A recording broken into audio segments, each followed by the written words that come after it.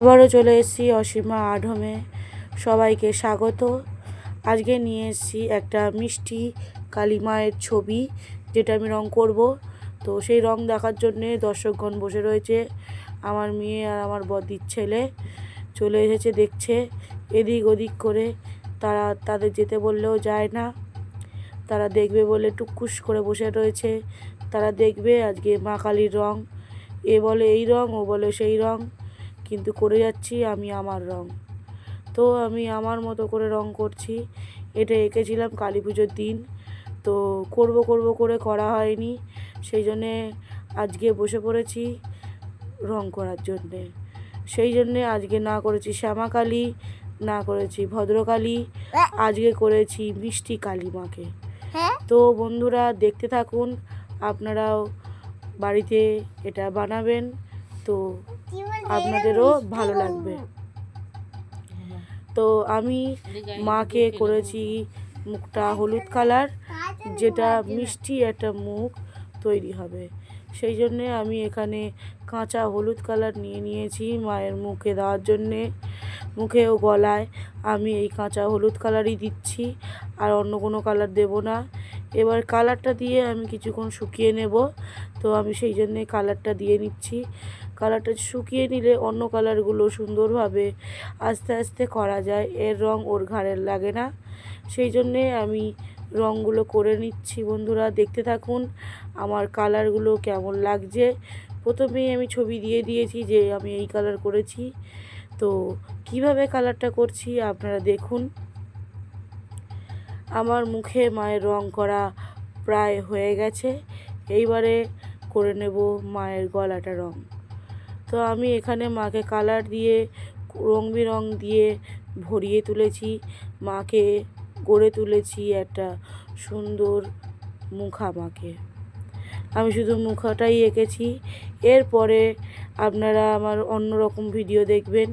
তো কালী মায়ের এই ছবিটা ছিল, তো রং করা হয়নি, একটু অসম্পূর্ণ লাগছিল। সেই জন্যে আমি করে নিচ্ছি মাকে রং। তারপরে আরও অন্য আঁকা অন্য রকম আমি করব। এবার মায়ের আমি চোখ আর ভুরুটা এঁকে নিচ্ছি। মায়ের মুখটা আগেই আমি সম্পূর্ণ করছি, তারপরেই আমি মায়ের অলংকার মানে গয়নাগুলো আমি রং করব।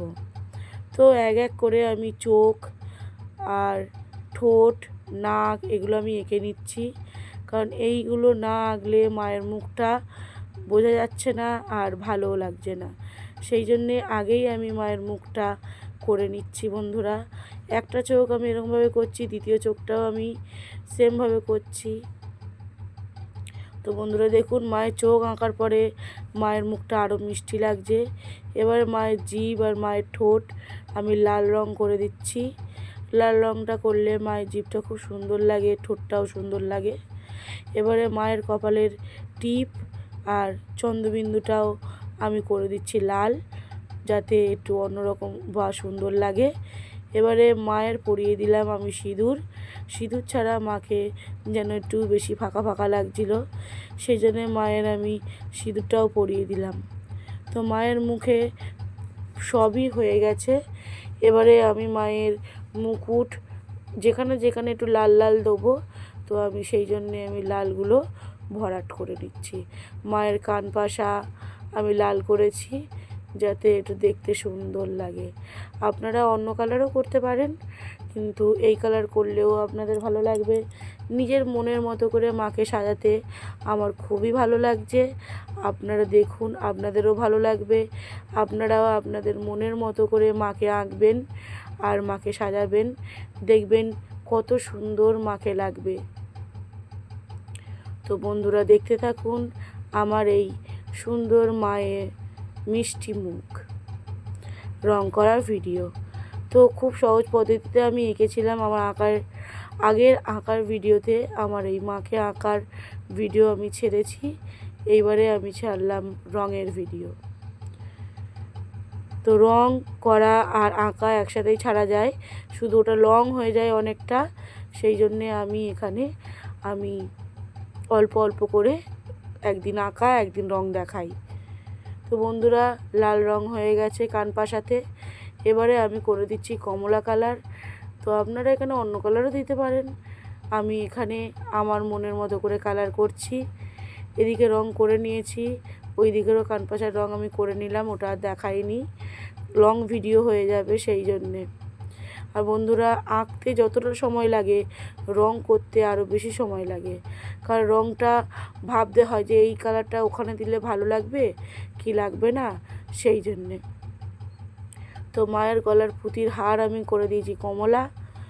তো মাথার চূড়াতেও একটু কমলা করে দিচ্ছি, যেখানে যেখানে অল্প অল্প কমলা কালার দেবো সেখানে সেখানেই আমি কমলা কালার করে নিচ্ছি। আপনারা দেখুন আর কেমন লাগছে কমেন্টে জানান। আমি আরও নতুন আঁকা নতুন রকম করে আপনাদের সামনে নিয়ে আসব।